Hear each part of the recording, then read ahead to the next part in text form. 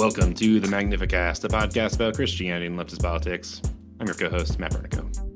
I'm your other co-host, Dean Detloff. Folks, we're back in the Revelation space right now. I don't know why I've called it the Revelation space. That makes it seem like a cool youth group for Christian teens that come to the Revelation space. No, I don't do that. This year, we decided that we wanted to make our New Year's resolution about understanding the book of Revelation more. Why? Because you can't let the weirdos have it, I think, is one reason. And the second reason is that it's just like a very interesting book. So we thought we'd get into it. And this week we're doing just that. We're going to read Elisabeth Schu, Fiorenza's book, The Book of Revelation, Justice and Judgment. Dean, tell us about this great book. I'll tell you about this great book. Elisabeth Schu Fiorenza is a super fascinating feminist theologian and biblical scholar. She was interested in liberation theology and kind of making a lot of connections between what's going on in how people read the Bible from different social contexts, and then also how that opens up different interpretive horizons. And I think that is always very cool and exciting. I feel like the biblical scholarship that we read on the show every once in a while when we dip our toes into it is always trying to figure out that link. Like, how do you sort of see the connection between being oppressed right now and reading the Bible, as a text by people who are also in a situation of oppression? And this book is trying to do that with the Book of Revelation. It is a collection of essays, so it's not really like a linear story about the Book of Revelation. It's not a commentary. But she's going through kind of how the book has been received. She's talking about some major themes in it.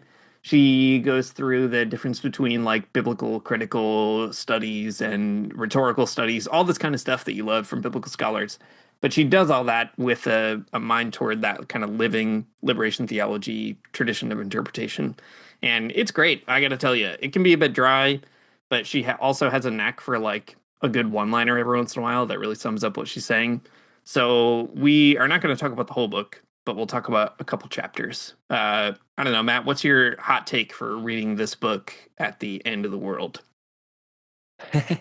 Yeah, I like it a lot. I find, biblical people who do biblical studies, who can do exegesis, who know more than one language and can kind of push them all together and figure it all out, they're so smart. And Fiorenza is definitely a very smart person. Every time she will like just ask questions about the text that I would never even think of in 1,000 years, or I would like kind of gloss over so quickly. For example, something that we're going to talk about here in a few minutes is that one of the sections in Revelation that she like exegetes really quickly is Revelations 1:5-6, which is just like the greeting for Revelation, and she kind of makes a lot of this greeting and explains, what it means. And it was super fascinating to read that because she's like, the text says all these things about who Jesus Christ is, and she breaks down this like little bit from the verse about the words like what freed us from our sins by his blood means. And like, I would have never even stopped to think like, what does that mean? Because, my dumb evangelical brain has been trained in a particular way to like read that in a really particular way. But she says like, if you look at the tenses and the particular words that are chosen and how those words are used elsewhere in the New Testament, she's like, it doesn't mean anything like what you think it means. And that is like wild. I don't know. It's just something I would have skipped over and been like, yeah, whatever. Yeah. She's like, blowing it up and making it the most important thing I've ever heard in my entire life. Yeah, that's right. I mean, that's what's so cool about biblical scholarship. When you read it as a normal person, you just kind of let the text wash over you, especially a text like Revelation, which is confusing. Like, I feel like when I read Revelation, I keep going from like nonsensical verse to nonsensical verse, and then hoping that some kind of like meaning emerges from it over time. And what's great about biblical commentators is, they can zoom in on something and take a magnifying glass and be like, well, if you don't just like zoom over this whole situation, you can really figure out like why it's there. And something else I like about her is that she admits that there are just like some mysteries with respect to Revelation that are not going to be solved. For example, she's very insistent that the text is speaking about a really specific empire, Rome, Babylon, whatever. But like which specific Roman Empire that is is unclear and historians really have no idea, and you can kind of like try to place it in this or that window of time, but it's really not, super airtight. And what I like about her is she's trying to be like, well, you can like do your best and you should. She tries to do that. But at the end of the day, she's trying to get a sense of like kind of what's the theological argument of a book like this. And treating a biblical author as a theologian is also a cool thing the commentators tend to do. Like what are the four gospels doing differently? What is the book of Revelation and John trying to say with respect to Christianity? What's the like intervention that this book is making into the development of Christianity? So I really like that. To give you one example too of maybe how she gets a sense of that, like I guess, holistic way of looking at Revelation, one sentence that I pulled out that I really liked. She says, the compositional development of Revelation is not linear progressive, but kaleidoscope cyclical. And that is such a cool way to look at this book because it does feel like staring into a kaleidoscope. Like when you turn it a little bit, Hmm. everything else seems to sort of shift in a weird way. And if you reread the book with later parts of it in mind, you can maybe get a different gloss or different valence on something. So I really like that bit that she's like trying to approach the text with this, I guess like interest in allowing the text to like problematize itself, interpret itself, and key in on some of those, like you said, those verses that you'd otherwise be like, I don't know, just gonna pass on by this weird bit. Yeah. Yeah, totally. All right, well, let's kick things off. In this book, she does lots of historical work, lots of exegetical work, reading the Bible and telling us what it means. But one of the big ideas that she says that Revelation is about is that it is about liberation. And that's cool because that's not what you usually hear about about Revelation. Usually you hear about I don't know, all kinds of weird stuff.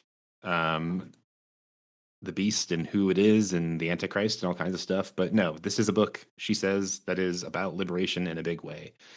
um so and specifically it is about liberation from like a type of slavery, and we'll kind of get to the character of what that means. When we're talking about liberation here, we're talking about real liberation, not just like the redemption of individual people or something like that. So anyways, that's the big vibe behind Fiorenza's take on the type of liberation and the type of characteristic that you get from the book of Revelation. And I think that makes a lot of sense, or it helps. It makes the book, I think, make more sense in a lot of ways than thinking about it in terms of the evangelical frame. Something I said on the podcast a few weeks ago when we first started talking about Revelation was that it is a book that has a kind of view of Christianity and in Jewish theology and like Jewish community, that really takes action as something that is quite important as well. So it's like, there's the book is like very much like a works focused type of thing. So when we're talking about liberation, we're not talking about just like individual people getting right with God or whatever. It's about actually doing things. It's about righteousness in action in a community. So yeah, I don't know, Dean. Any other orienting ideas before we just jump into it all? No, I think that's a good place to start. Maybe we can begin by just talking about some of the ways of approaching the text that she talks through and kind of where her focus on liberation leads her in a different way. She talks, for example, about how, as you said, like there are a lot of weird takes about Revelation, lots of evangelical takes, but even among progressive commentators, she kind of flags that like Revelation is sort of a problem book. Like it has a lot of violence in it. People don't like that, rightly so. It has a lot of gendered violence in it, which as a feminist, she is concerned about and wants to parse out in a careful way. She also notes that people like Jacques Ellul or William Stringfellow, who are very progressive Christians, Ellul being an anarchist and Stringfellow being, I don't know what his political position is, but a very critical guy, a cool guy.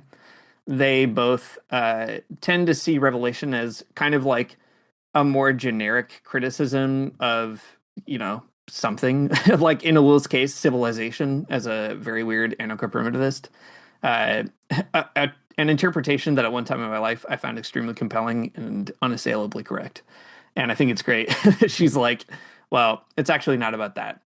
It's not about a kind of generic critique of civilization. It's not like only a book with gendered violence, even though it has that. it's not only a book about like expressing the kind of desire for revenge among oppressed people. It's really, according to her, a sort of like a uh, a text from a really specific community, a Christian community that is being oppressed by the Romans and is struggling to figure out like what to do with that experience. And as she points out, there are a number of strategies in the New Testament for dealing with it. There are accommodationist kind of strategies, which she sees expressed in some ways in St. Paul. There are people who disagree with that, but that's one kind of approach. And there are a few other places, I think in, I can't remember off the top of my head, other places in the New Testament where she says there's a kind of like, basically like a sense in which, you should just accept that the situation is what it is. Like God put the rulers here the way that he did, and therefore we kind of have to like accommodate ourselves to it and maybe even find a way to like participate in it. And for her, the pitch of Revelation is that actually you should strike a stance of like total opposition. And that Hmm. opposition can cash out in different ways. She doesn't think, it seems to me, that Revelation is calling for like a, organized armed rebellion against the Roman state, which it could have because there were experiments in doing that. But she does seem to think that like what Revelation is saying is you can't just sort of like spiritualize your salvation and be like, well, we got ours. Like Jesus saved us, and so I guess we'll just sort of wait it out. You have to kind of tie these things together that at some point there will be a material liberation of all people from the tyranny of Rome, and only in that point will salvation really be able to be more complete. And I think that is actually a really unique sort of approach, right? So she's rejecting these stories where Revelation is just a scandalous book or just like a kind of, I don't know, universal criticism of human tendencies, and instead talking about how this comes from a really particular place and it's like an intervention in a Christian conversation about what to do about that oppression. Yeah, exactly. I mean, Revelation is a big anti-Romans 12 kind of moment, I think, in the Bible. Maybe riffing on kind of what you're saying here. This is a quote from Fiorenza herself in the prologue of the book, kind of explaining the big picture of what she's doing here. But she writes this: John creates a literary vision instead of a sermon or a tractate. Yet such a literary composition is not just mythopoetic, but it's also rhetorical. By creating a new plausibility structure and symbolic universe within the framework of prophetic apostolic letters, John seeks to motivate and persuade Christians in Asia Minor. The visions of an alternative empire and world seek to encourage Christians in the face of harassment and victimization. So, I mean, exactly what you're saying here, Dean. Like the weirdness of the book is not unusual for the type of literature, and kind of it's in line with other types of like Jewish apocalypticism and other like Christian interpretations of that at this time. But it is like it's a book that is for a group of people who are suffering a type of persecution, and and it can only be made. You can only really make sense of it in light of that particular type of reading. So yeah, it ends up being, I think, quite different than the Left Behind series or whatever else. Right. And speaking of that, I mean, there's a kind of, I guess there's an open question about exactly how widespread persecution was during the time of Christians and early Christianity and so on. Even some recent books kind of challenging that story that Christianity is like made up of primarily the experience of martyrdom and persecution. And nevertheless, she she admits like the evidence one way or another is pretty scant. Like you kind of have to like, I don't know, make a choice about how you see history, and that is not fun for historians to do. You don't want to have to make that choice. But she does offer a really interesting kind of appeal to suggest that maybe there is some credence to oppression if we think about how oppression gets kind of narrated in our own time. So she notes that there are Roman stories that seem to, like Roman historians, that seem to suggest that, like, I don't know, maybe the harassment is not as widespread as some Christians might suggest. But she says that the answer to the problem of whether or not this is widespread will also depend on whose perspective we adopt. One could argue from the perspective of well to do white Americans that no harassment, denigration, discrimination, or oppression of blacks existed at the time of Martin Luther King Jr., although King was assassinated. the perspective and experience of Black people would be quite different.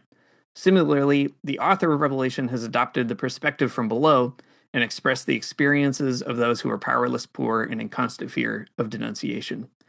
So, all that to say, like, I think that's a great demonstration of how she's sort of taking the experience and data of the dynamics of oppression and liberation in our own time and not like reading that into the biblical text per se, but allowing it to create like other possibilities for interpretation that kind of make sense. Like they're, it's analogous.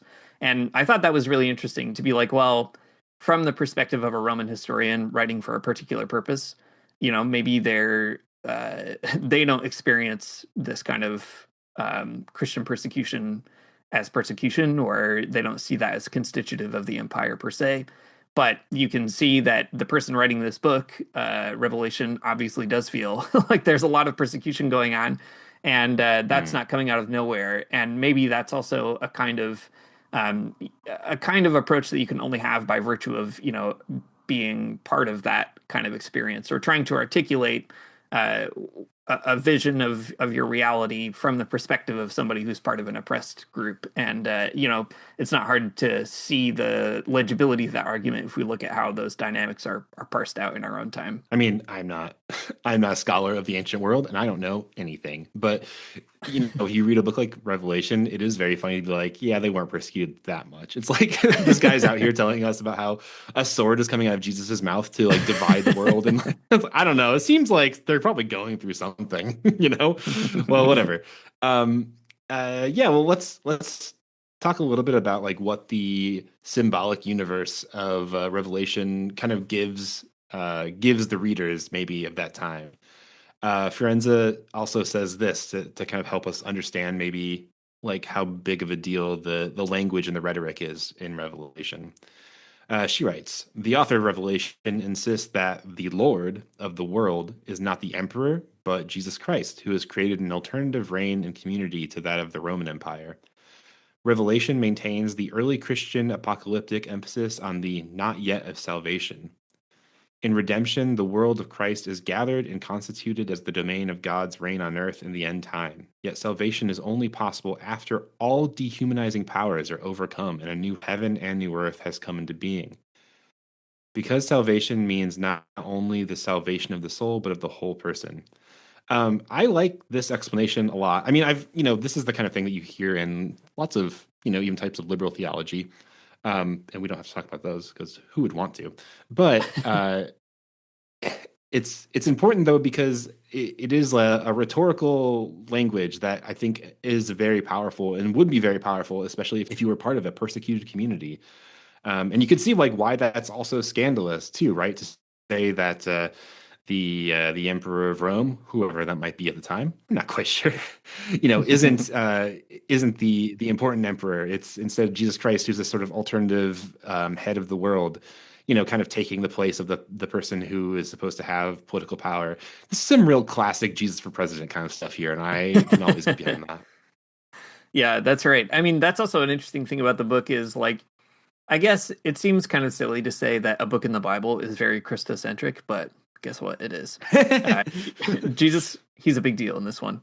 But I do think it matters to consider that. Like she says in the introduction to her book, she's trying to parse out like what's different between kind of Jewish apocalyptic stories that were floating around and are also in the biblical tradition, and what Revelation is kind of trying to figure out in light of that tradition.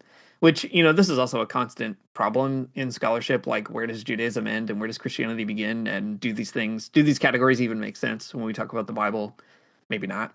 But she says this the newness of early Christian apocalyptic cannot be grasped by constructing a cross cultural apocalyptic grid or type, nor by distilling the eschatological essence from its apocalyptic language and expression. It can only be understood as the reflection of a new experience. The creative center of early Christian faith and writings is the experience of Jesus as the resurrected Christ, actively present in the Christian community and speaking to it through prophets and apostles. And then she says a little bit later, apocalyptic language is not just the container or form for the Christian community's faith experience, but it is constitutive of it. And so early Hmm. Christian apocalyptic therefore stands in continuity with Jewish apocalyptic, but represents, so to speak, a new angle of refraction. And I think that's really interesting too, to be like, this person is trying to take seriously the idea that Jesus did die and resurrect from the dead. And there's a whole community that is actually carrying that on in an active and living way. And what does that kind of commit you to in an experience of oppression? And for Fiorenza, it commits the author of Revelation to a position of non-accommodation with the empire. It's to be like, well, we already know like a bigger story that's going on than the empire tells, which is that Jesus died and resurrected from the dead, and that's wild.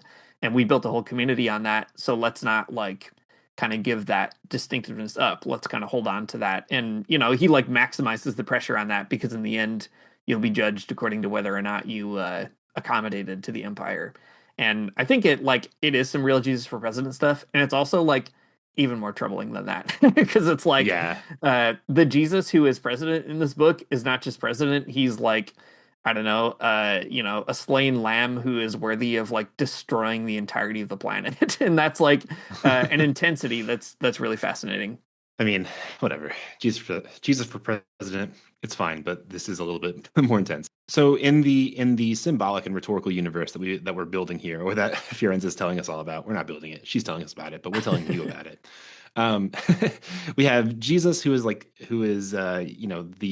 head of he's in charge of all of the earth. He's for president, as we've said already, and he's the guy who is above the emperor, even kind of supplanting the emperor in some of the language and the rhetoric that we get. But kind of contrary to Jesus, there's also lots of representation of particular empires in Revelation. So you hear lots about Babylon and you hear lots about Rome. And it's very interesting the ways that other commentators, and I mean commentators, and then just kind of like people who read the book and kind of bring themselves to it, um, how they deal with what that means. Like, what does it mean that Babylon, or that, what does it mean that Rome is like, kind of a the major the major antagonist of this book? Um, and Fear, she has a kind of interesting explanation of it that is, I think, way more common sense than I would have guessed. So she writes this: Babylon, or Rome, is not the symbol of the archetypal enmity against God or the decadence of all civilization, which is that's the Jacques Ellul take. But instead, Babylon and Rome, in its splendor, being carried and supported by the beast, symbolizes imperial power and cult. In Revelation, it is the powerful incarnation of international exploitation, oppression, and murder. Babylon and Rome is intoxicated not only with the blood of the saints, but with all of those slaughtered on earth. Rome's ruthless and exploitative wealth are enormous, and its decrees are carried out in the provinces that support Roman oppression. And specifically, the provinces that support Roman oppression are the churches in Asia Minor that, the letters are all written to at the beginning of this. So it's like, you can't really read this book without thinking of not like a symbolic Babylon and Rome, but a explicit and material Rome. A very explicit Roman Empire is the backdrop of this entire book. And I kind of like this explanation, and I think why I said it was kind of like a common sense one, was just because like we find all kinds of ways to spiritualize these empires as like, representative of all of the bad things in the world. But like, the author of this book, John, whoever that might be, meant really specifically like Rome. It's not a mystery, it's not a metaphor. This part of the book is not metaphorical. This is not rhetorical. This is like something bigger. That he's just naming the bad guy in the room. Yeah, that's right. I think it also is one of those things where, we said at the beginning of the I don't know, introduction to the year of Revelation that we wanted to read Revelation because it feels like an apocalyptic time. And even though there is maybe not a universal structure of like the decadence of civilization here, the analogy that Fiorenza does want to make is that there's an anti-imperialism in Revelation that also has Mm. continued relevance for, I was going to say relevance. A lot of, saying revelation and then relevance is very hard. Uh, Continued relevance for thinking about imperialism today. And I mean, that bit you just read, right? Babylon and Rome is intoxicated not only with the blood of saints, but all those slaughtered on earth. And also it's this kind Yeah, of who else is like that, I incarnation of, wonder. yeah, international exploitation. Like that, I mean, you can't help but think of, the United States and kind of the imperial appetites of the US, and the sort of like the splendor of the United States is premised on the exploitation and oppression of other people around the world. It kind of reminds me of, so she doesn't mention this, but later uh, in the Book of Revelation, you get this vision of the streets paved with gold.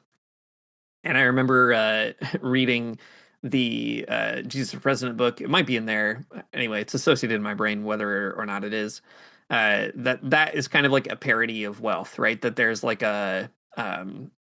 God is so like, what would you say? Like he's so kind of unimpressed by wealth that it would be like the gold to be the thing that you put your dirty feet on when you're walking around in the city, not the kind of thing that you like put behind glass or whatever. And it reminds me too of this really wild line from Lenin, where he says, "When we're victorious on a world scale, I think we shall use gold for the purpose of building public lavatories in the streets of some of the largest cities in the world. The golden toilet, that is the ultimate communist dream, that you would kind of like invert, this the symbol of wealth becomes the actual like the parody is that it's actually a public utility. The exchange value is eclipsed by the use value. And I think that that's kind of the interesting thing about Revelation too. It's presenting this parody of imperial power and doing all these interesting reversals. And I think that if we start building those like analogies to our own time, you have to be careful not to like overread it or like over identify it. But that kind of like parody structure has a lot to teach us, I think, about how we deal with contemporary empire. Well, let's talk more about some of the exegesis, if that's cool with you. She starts off. She really hits like only two points along the very beginning of Revelation, but she ties it into the entire book. But I think these 2 points are like seemingly small, but they carry so much weight with them that I was kind of I was toppled over. I was blown away by this book. So she starts off from the very beginning, and she starts with Revelation 1, 5 through 6. So it's just like the very beginning. So Revelation opens up with kind of like a greeting from John, and it starts off with a greeting from John, and then it moves on to the like epistolary section, and then you get to the weird stuff kind of after that. But she stops at the introduction, and she like takes a minute to note about how interesting the word choices are. So let me tell you about them. Forgive me if this is like, I don't know, too much reading, but whatever. So the introduction, it's laying out Jesus Christ. That's the person who John is coming in the name of. John from Jesus Christ, who is the faithful witness, the firstborn from the dead, and the ruler of the kings of the earth.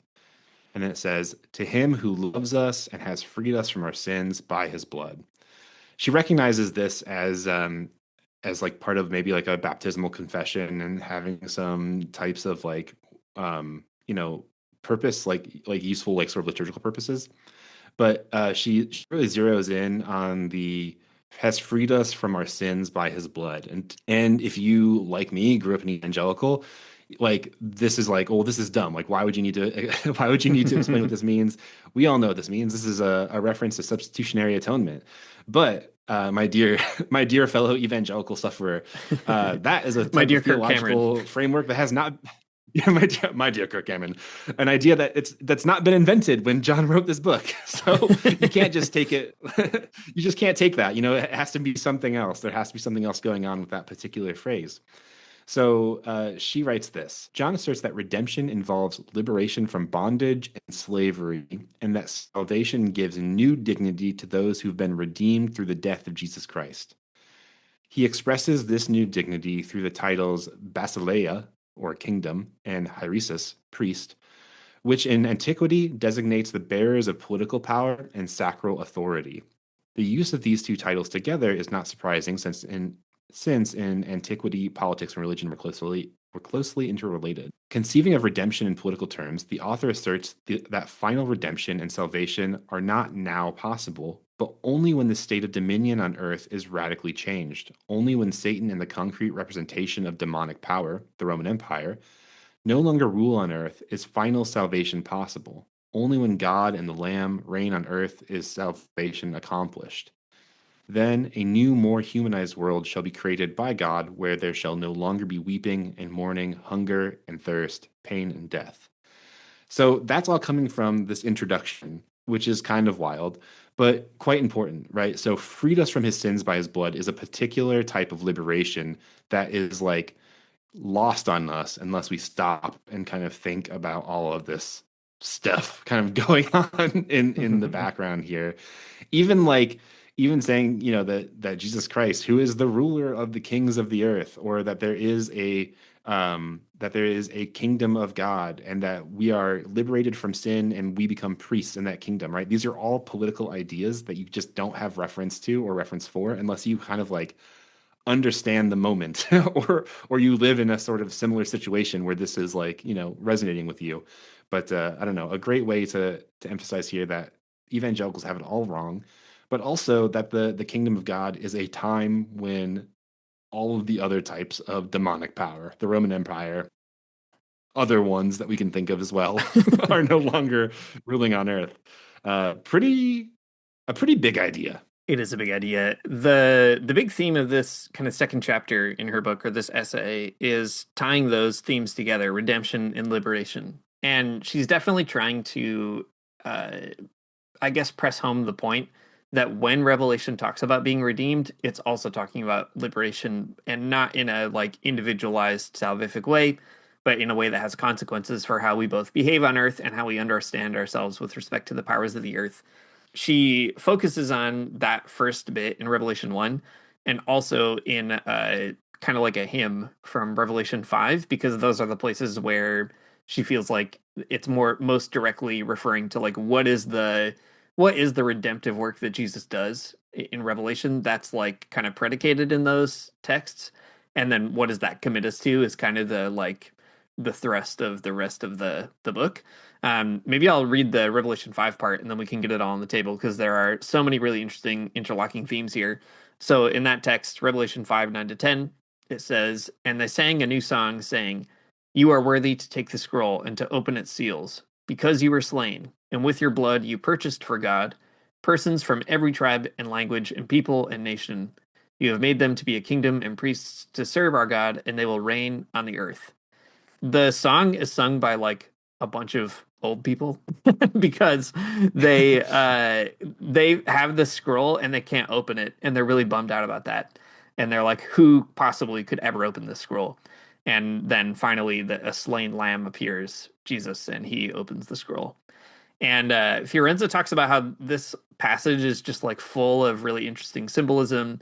The slain lamb imagery harkens back to the experience of Exodus and kind of the liberation story that pulses through the Hebrew Bible. There's a lot of kind of liberation themes also tied into even those basic metaphors where Jesus purchases people with his blood, which she has a lot more to say about, which we'll talk about in a minute. But what she's trying to say is that there is a kind of concern with salvation in the book of Revelation. But that concern is not the kind of salvation that you get in evangelicalism, where you like pray the prayer and then Jesus kind of, in the West, we tend to use juridical metaphors. Like Jesus then kind of saves you from your sin because he goes before God and he's like, these people are not actually guilty of their sin because I'm going to take it on and they can be free. So Jesus suffers in your place when really, you deserve to suffer. And Jesus like steps in and I don't know, takes your punishment. But in the Revelation vision here of what Jesus is doing, that is not the kind of controlling metaphor. There's this different metaphor that Jesus, he dies and then he's going around buying people up from their sin and liberating them to participate with him in this alternative kingdom. So that's the goal, is like not to just make you, I don't know, a good person who like safe sex before marriage or whatever, but is to make you into like a person who is able to like participate in the kind of governance of the cosmos, which includes the ultimate governance over like the emperor that is oppressing you and oppressing your friends. And there's a pretty radical like political vision at work there of what Jesus is doing and what he's saving us from. Yeah, exactly. Really quickly, if in case you were wondering, this whole scroll business. In case you haven't read Revelation in a hot minute, which is fair, the scroll is sitting at the right hand of God, and nobody can open it. And then because they're not worthy, and then the only person that is worthy is Jesus, of course. So he opens them, and then that's where you get the several I don't know the seven seals that are broken open, and you get the riders and all kinds of other things after the fact. So, anyways, what a wild time! Jesus is popping these scrolls just like Macklemore did with the tags. Okay. Anyways, what you said a minute ago is really great. I'm sorry to digress to Macklemore. I have no idea why I said that.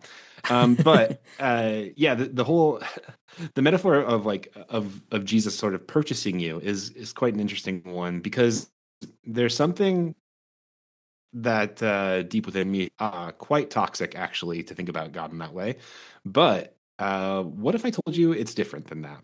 So Fiorenza says that the Lamb is worthy because it has purchased people for God from every tribe, tongue, people, and nation with his blood. This comes actually that bit, the tribe, tongue, people, and nation, comes actually in the next chapter. So that's cool. Anyways, she says the Lamb is pictured here as God's purchasing agent.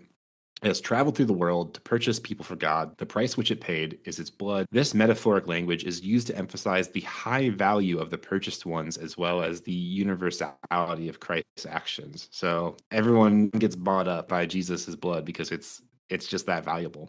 She says the verb agorazine, to purchase. I'm so sorry, that probably is incorrect.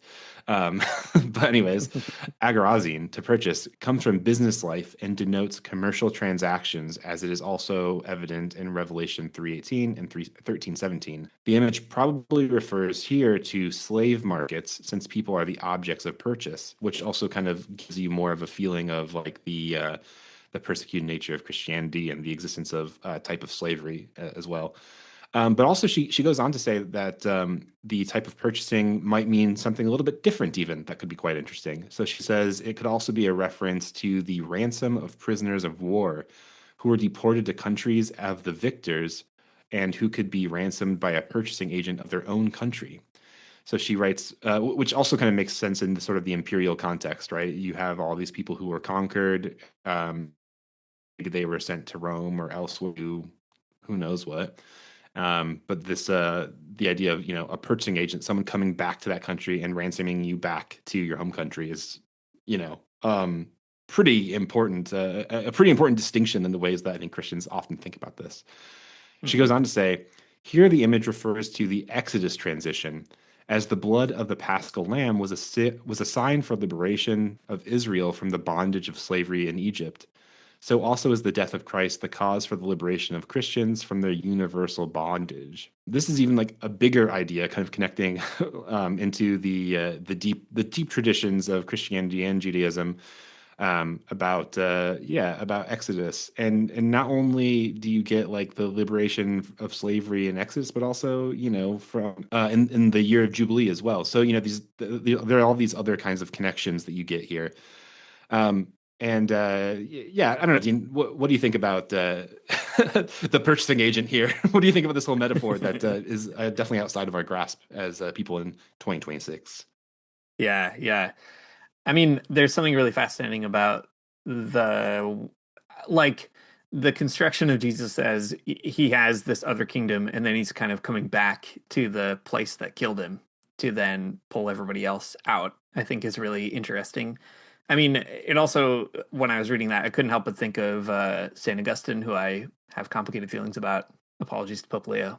But he is a weird guy. But one thing that I think is really interesting in the City of God is where Augustine says, his primary kind of metaphor for Christians is that they're sort of sojourners in the world. Like you have to live in the world, but really your citizenship is kind of dual. Like you don't really belong to the world, you belong elsewhere more primarily, and you're kind of like making your pilgrim way through the earth. And there's something like that going on here, I think, in the construction of Revelation, where Jesus has like basically, given you the citizenship of heaven, and this is like also a kind of conflict, like a major conflict. The kingdom of heaven is, in a certain sense, at war with Babylon, But Jesus is going to come back and save you, from the kingdom of sin, this kind of other spiritual power that's controlling Rome and Babylon. And something that you see a lot in Fiorenza is this emphasis on antagonism, that what Revelation gives you is an antagonistic relationship between the kingdom of Christ and the kingdom of Satan. And then Rome becomes the material expression of the power of Satan. And eventually, there will also be a material expression of the kingdom of Christ as a result of this kind of conflict, where Jesus will ultimately win. And what I think is interesting is that it's like she often hammers home that like she doesn't think Revelation is trying to be like, well, you kind of just have to accept the powers that be, and like one day you'll go to heaven and not have to worry about it anymore. And so you should just like keep your head down and sort it out. On the contrary, she's being like, if you look around right now in Rome, it doesn't seem like you're liberated. Like people are still being oppressed. And so what good is the salvation of Christ if that's the case? But what she says is Revelation is trying to give you this like strong image that the spiritual and political are not actually distinct. And what Jesus has done is like already did the hardest part, which is to liberate you from the spiritual bondage of sin. And then you have to kind of like keep going in the confidence that there will also be a material liberation from the structures of sin that are the like natural consequences of being in bondage to the kingdom of the devil. So I think that is again like very powerful. I mean, you can sense a lot of liabilities here.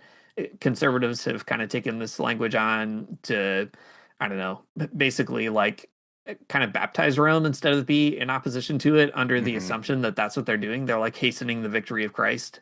You get the same kind of like rabid Christian Zionism, which is basically like an obsession with making that antagonism worse and worse in a material way. What I like about Fiorenza is she's trying to be like, well, what Jesus is doing is like wandering around the earth and kind of trying to get everybody into this other kingdom that would also kind of bear itself out in other material structures. And that again is like a pretty radical liberation theology kind of story that I definitely have never pulled out reading the Book of Revelation on my own. Yeah, yeah, definitely. Maybe just to sum up that I was just reading. So we have this verb, agrozine, to purchase whatever. Again, I'm not saying it right. Um, she kind of goes on to bring up another place in Revelation shortly after this the song from the elders who are singing about the scroll. Um, and it's in Revelation 14:4, and in 14:4, it's this is the I don't know.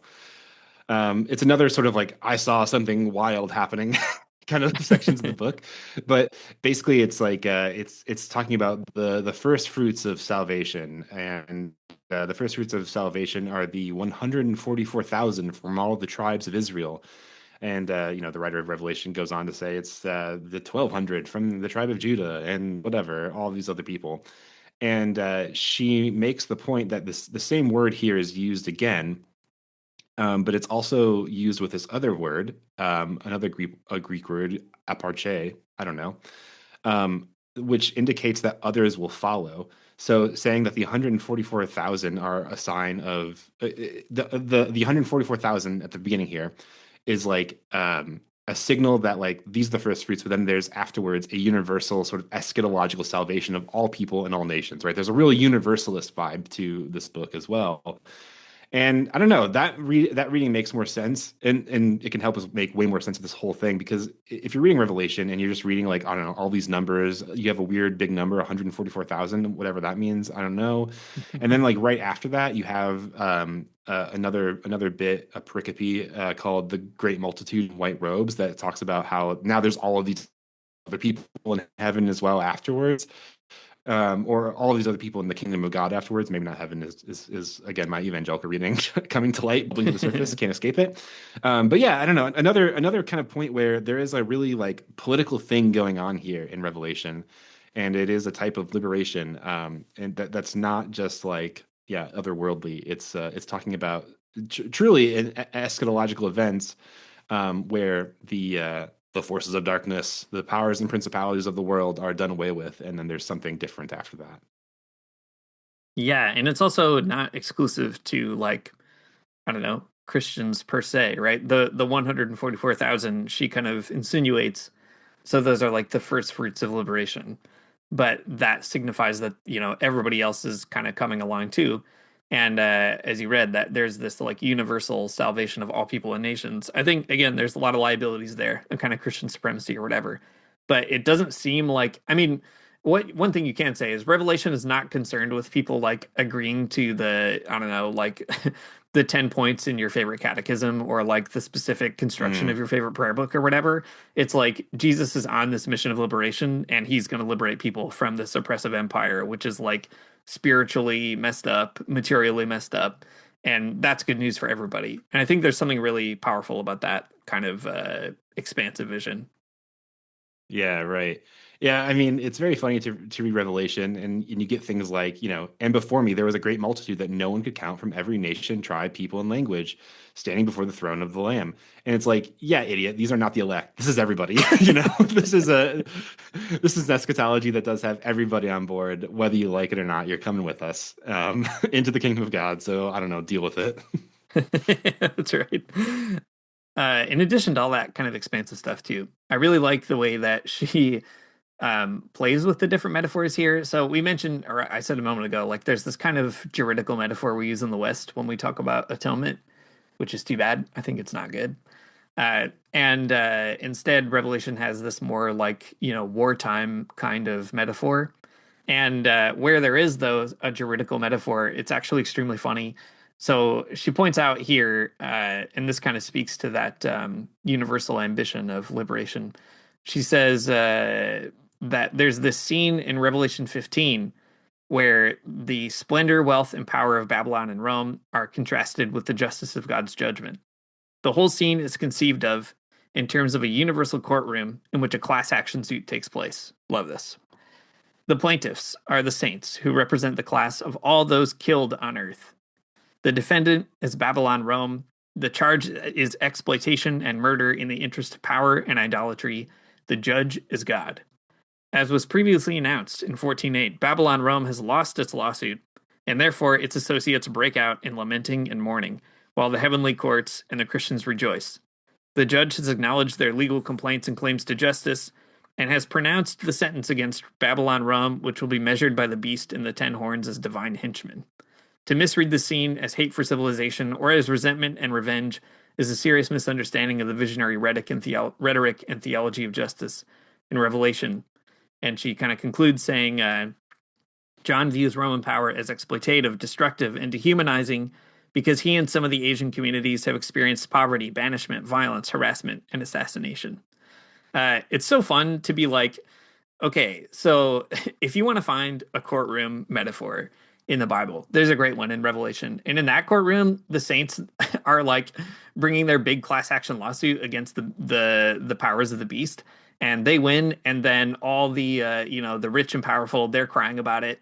And God, the judge, sides with the poor, or with the saints rather, who represent all those who have been killed on the earth, all the victims of violence and oppression. And reading that reminded me a lot of the stuff from Curia, the Jesuit from El Salvador that we've talked about on the show in the Hmm. past, where he kind of reads the salvation of Christ, like the sacrifice of Christ, the crucifixion of Christ is not just an individual moment, it's a kind of collective moment.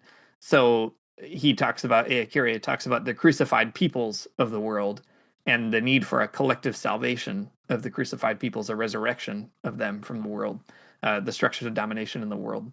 So there's the sense that like Jesus dies as a kind of like figure, the stand-in or like the prototype of all people who are being executed or oppressed or punished by the state and by the powers of oppression. And just like Jesus is resurrected, all people who are oppressed, the collectives of people who are oppressed, will also be resurrected in this kind of form of liberation.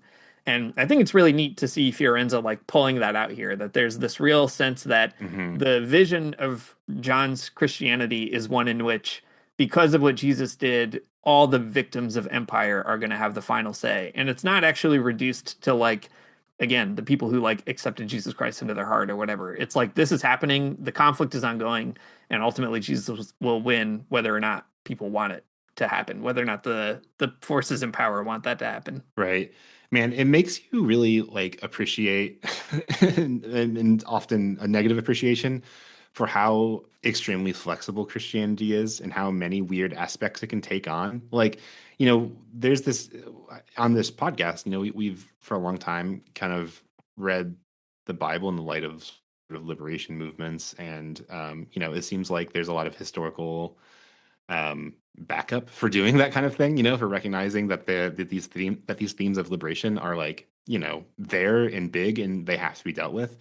But it is so Hmm. wild the way that we can twist Christianity around to do absolutely anything, I know this is Hmm. like that's a bigger philosophical conversation, but it's just wild that this is all here in the text, but we have come up with all these different strategies of reading Revelation and every other part of the Bible to avoid them in every way possible, right? To ignore to ignore the actual good news and to be like, yeah, I don't know, it's something else. Don't worry about it. It has nothing to do with this.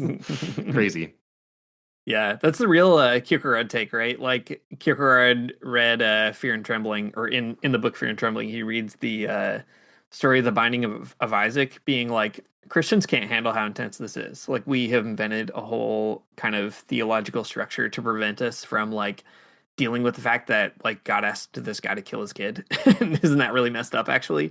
Yeah. And I think that like you can make a similar point about the Book of Revelation that this book is very scandalous and very intense in terms of its political messaging, and we have a whole theological apparatus that is designed to like prevent us from recovering it.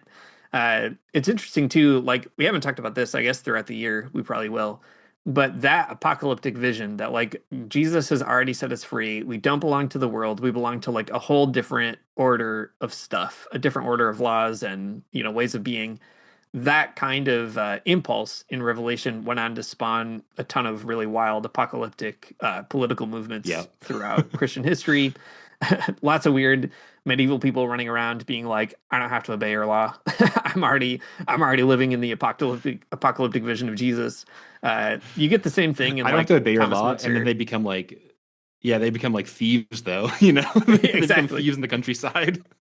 But they become thieves because they're like property is theft, right? It's like this idea that the laws of the earth are already wrong, and so you'd be wrong to obey them in a certain way. Like if you really want to be a good Christian, you have to like, I don't know, follow the law that says nothing really belongs to anybody except insofar as it's like useful to the commons.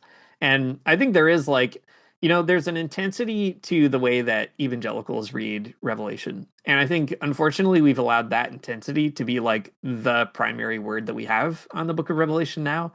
But there are all these other intensities that pop up throughout Christian history where people do kind of grab, for better and for worse, the like incredibly bizarre, kind of insane, theopolitical vision of John in Revelation. And there's something really interesting about that, like, I don't know, radical instability of the text and what it like allows us to do with it. Mm. As you're saying that, I'm having like a flashback to like when I was probably a teen and I watched a show on the History Channel that was like, you can use the Book of Revelation to to predict 9/11 or something like that. The extremely crazy things that we've done to to avoid the point of liberation. Man, frustrating. Well, I guess the point here then is to be the real Kierkegaardian knight of faith, and then to believe in the liberation of all people, even when it seems unlikely. Yeah, I think that's the hard part these days, right? Is like, I think in a moment like ours where it is just, I don't know, a steady stream of like news about the worst thing you've ever heard. I think that is the kind of challenge, I guess, is to be like, how do you hear the Book of Revelation now, and how do you like, I guess, recognize that in a weird way. I mean, the weird inversion that we have to deal with at this stage is that the Empire is also Christian. Like John at least had the benefit in Hmm. terms of creating an interpretive opposition of being like, yeah, we're Christian, and that empire is not Christian, like, explicitly. And they are hunting down Christians and persecuting them, etc. And nowadays we have the problem that like Christianity is the empire. Donald Trump is the kind of like Christian Babylon that's out there, who's also persecuting other Christians and making life hard for them unnecessarily. And I think what's really interesting about that is to be like, we have this sort of uh I don't know, like vision of Revelation where you don't defer the spiritual message of Christ till the afterlife, and you don't kind of like do a new age interpretation where Revelation is just like a universal message or something you take into yourself, but it has this like political reality. And the challenge of Revelation is that like you can't really enjoy the salvation of Christ until we have a liberation from empire. And I guess if we live in like a Christian empire, the double challenge is to be like, then how do we like undo the empire that we've like allowed to be built in the name of somebody who is like totally opposed to empire, which is like a pretty tall order, but I feel like a cool challenge. Interesting to try to figure out how do we like translate Revelation into that task. Jesus for president, man. It just comes all back around to that, I feel. Shane Claiborne, he's really onto something there, I think. Yeah. So that weird upside down American flag onto your backpack and go to church, I guess, is the that's the early 2000s response. I guess that's also the question of like how does that story like pan out into an organized movement, which I feel like has always been the um I don't Yeah. know, the rub with neo-monasticism, like the kind of early 2000s Shane Claiborne style Jesus for President was to be like you can kind of protect yourself from being stained by the empire to some degree, right? You build the alternative community in the kind of like bowels of empire and you live that out in an alternative way. And I think that is cool. Like it's good that they did that and do that. I wouldn't say anything bad about like people who want to do that. You should live in the entrails of empire if you can. But at the same time, like that vision doesn't allow for kind of the construction of like a more broad-based movement in opposition to that empire. Hmm. So you can kind of survive it, you can help other people survive it, you can beautify your corner of it, but you can't really overthrow it. And I think that sort of like certain kind of quietism is maybe also a challenge for reading Revelation because it's not, John is also not being like we have to organize an armed rebellion against the state, but there are also like very very different kind of political conditions that obtain in his situation as opposed to our own. So I guess trying to figure out like what that really calls us to and where the distance is and all that kind of stuff. That's the interesting challenge. Totally. And it becomes quite complicated, though, to sort that out because of the ways that, like, a Christian empire in particular can absorb some of these impulses and twist them in, like, Yeah. really perverse ways as well. Like, like the sort of like Christian anarchist, new monastic sort of style of being against the world in a exclusive kind of way. There's like something to that, and whatever. It's cool. That's fine. But, the Christian empire that we have also twists it in a way where they use the idea of being against the world in like all kinds of extremely stupid ways about about being against the woke mob or whatever whatever it is on Yeah. today, who knows. But yeah, that's I guess what makes it quite difficult because you do have the enemy, the empire that is built on persecution and exploitation of other people, is one that is always finding ways to absorb and redirect like the prophetic language that you would find in places like Revelation. Yeah, quite difficult. Yeah.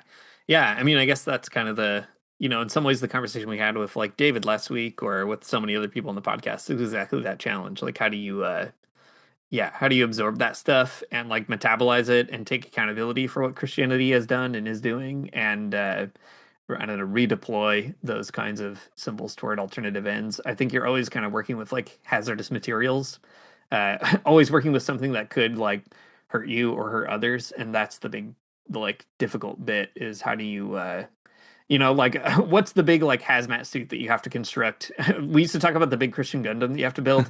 Now I have to talk about like what's the Right. what's the tools in the big Christian laboratory that you need to like prevent yourself from getting like poisoned by all this stuff that is, designed to like well, it has been integrated into a whole system of like destroying the planet. Thanks for listening to the Magnificast. If you like what you heard, you can support us on Patreon at patreon.com/the Magnificast. If you do that, you can get an invite to our Discord where you too can join 144,000 other people, metaphorically speaking, who are also talking about all kinds of interesting Get stuff. sealed. Get in there. Get sealed, get sealed, get unsealed, get in here, and a sword will come out of your mouth. I don't know. It's a great community. Lots of good stuff going on in here. Believe it or not, based on everything I've just said. It is a nice place if you're trying to figure out how to survive the current apocalyptic situation that we live in. Our music is by Mario Armstrong. Our outro is by the Illogical Spoon, and we'll see you next week.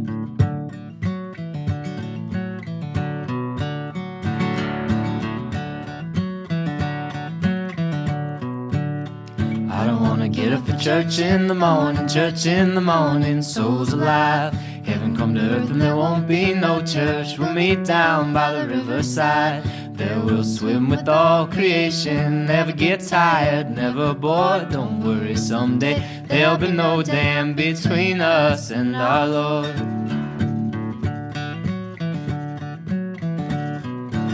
Jackson, keep your hoods up. Keep your hoods up and you stay up late. In Jackson, you keep your hoods up. Well, you keep your hoods up and you stay up late. Oh, don't mind a cold night, but we might mind if you leave too soon. So come on now, it's still early. Beside what else are you gonna do? As we kissed in the alley by the Michigan Theater, fall snow was glowing in the lights of the downtown. Saw a spark in your eyes, I just